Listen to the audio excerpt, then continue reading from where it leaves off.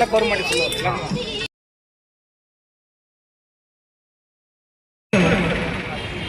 ಭಾರತ ದೇಶದಲ್ಲಿದ್ದಂಥ ಅಂತಾರಾಷ್ಟ್ರೀಯ ಪ್ರಸಿದ್ಧಿಯನ್ನು ಪಡೆದಿರತಕ್ಕಂಥ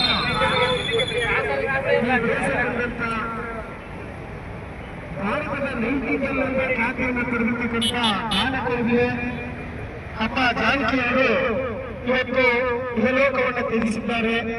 ಅವರಿಗೆ ಹುಂಡಿಪೇಟ ತಾಲೂಕಿನ ಸಾಂಸ್ಕೃತಿಕ ಕಲಾಭವನ ಅಲ್ಲಿನ ಕನ್ನಡಪುರ ಸಂಘಟನೆ ವತಿಯಿಂದ ಅವರಿಗೆ ಭಾವಪೂರ್ಣ ಶ್ರದ್ಧಾಂಜಲಿ ಕಾರ್ಯಕ್ರಮವನ್ನು ಆಯೋಜನೆ ಮಾಡಿದ್ದೇವೆ.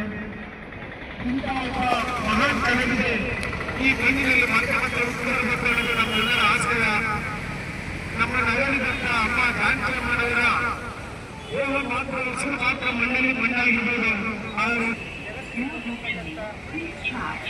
ಜಗತ್ತಿರ್ತಕ್ಕಂಥ ಕಾರ್ಯದಲ್ಲಿ ಅವರ ಹಾಡವಾಗಿರ್ತಕ್ಕಂಥ ಮೈಸೂರಿನಲ್ಲಿ ಅವರು ಸಂಸ್ಕೃತವನ್ನು ಮಾಡ್ತಾ ಇದ್ದರು.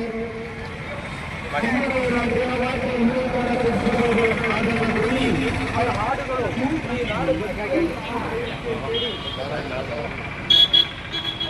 ಜಾನಕಿ ಅಮ್ಮನವರು ಇಡೀ ಭಾರತ ದೇಶಕ್ಕೆ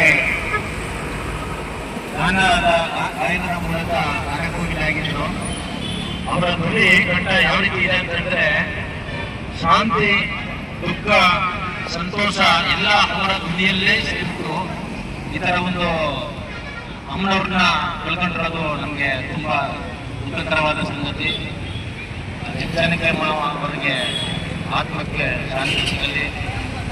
ಅವರು ಮೈಸೂರಲ್ಲಿ ಇಂದು ಸಂಜೆ 4:30 ಗಂಟೆಗೆ ಅವರ ಅಂತ್ಯ ಸಂಸ್ಕಾರಗಳು ನೆರವೇರಲಿದೆ.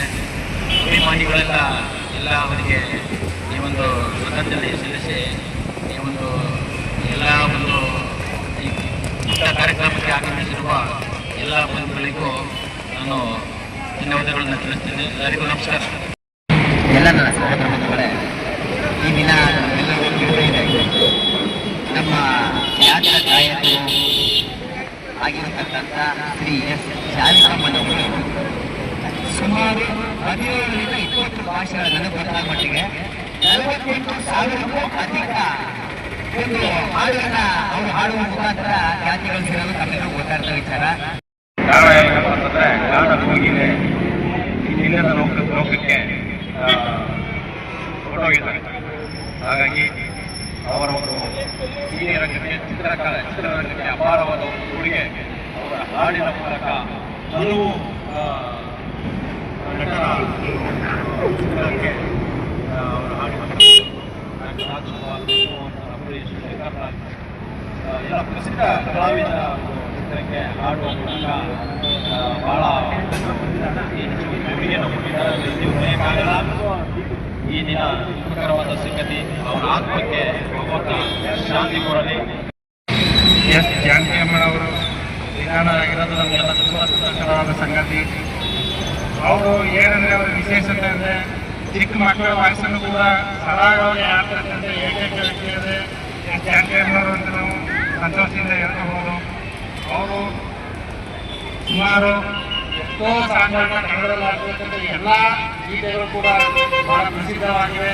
ಅದರಿಂದ ಅವರ ಆತ್ಮಕ್ಕೆ ಶಾಂತಿಗೆ ಅರ್ಥ ಜೈ ಜೈ ಕರ್ನಾಟಕ.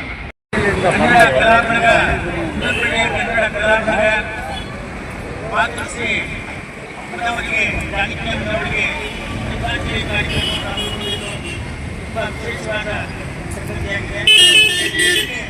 ನಮ್ಮ ಕನ್ನಡ ನಾಡು ಹಾಗೂ ದಕ್ಷಿಣ ಭಾರತ ಹಾಗೂ ನಮ್ಮ ಎಲ್ಲ ಭಾರತ ಕೂಡ